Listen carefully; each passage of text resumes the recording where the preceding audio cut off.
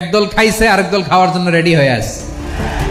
একদল খাইছে আরেক দল খাওয়ার জন্য রেডি হয়ে আছে। সম্প্রতি মিজানুর রহমান আজহারীর এমন বক্তব্যে উত্তেজনা বাড়ছে রাজনৈতিক অঙ্গনে। এমন বক্তব্যের মাধ্যমে আজহারী কোন দলকে ইঙ্গিত করলেন তা নিয়ে উঠেছে প্রশ্ন। শুধু তাই নয়, তারই বক্তব্যে খেপেছেন বিএনপি নেতা শামসুজ্জামান দুদু, সেই সঙ্গে দিয়েছেন বার্তা।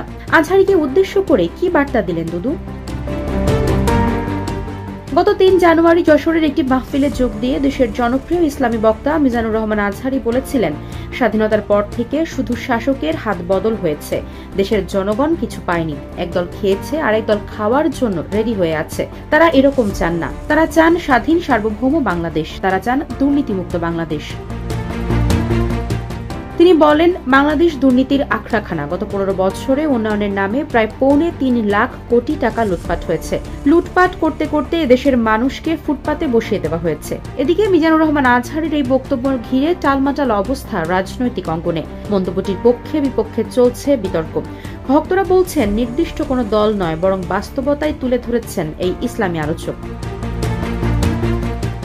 অন্যদিকে রাজনীতিতে সক্রিয় হতে চাইলে মিজানুর রহমান আজহারীকে জামায়াতে যোগ দেওয়ার পরামর্শ দিয়েছেন বিএনপির জ্যেষ্ঠ নেতা শামসুজ্জামান দুদু। তিনি বলেছেন, যদি রাজনীতি করতে চান স্বনামে করেন, প্রয়োজনে জামায়াতে যোগ দেন, এতে তাদের কোনো আপত্তি নেই, কিন্তু অন্যের বিরুদ্ধে ভিত্তিহীন অভিযোগ তুলে রাজনীতি চালিয়ে যাওয়া উচিত নয়। এ প্রসঙ্গে বিএনপি নেতা শামসুজ্জামান দুদু বলেন, বিএনপি বারবার ক্ষমতা এসেছে জনগণের সমর্থনে, কারো ঘাড়ে পা দিয়ে নয়। তাদের শাসনামল তখন থেকেই শুরু, যখন অনেকের জন্ম হয়নি। যারা বিএনপির বিরুদ্ধে ভিত্তিহীন অভিযোগ করছেন, তারা কি কখনো দেশের মানুষের পেট ভরাতে পেরেছেন?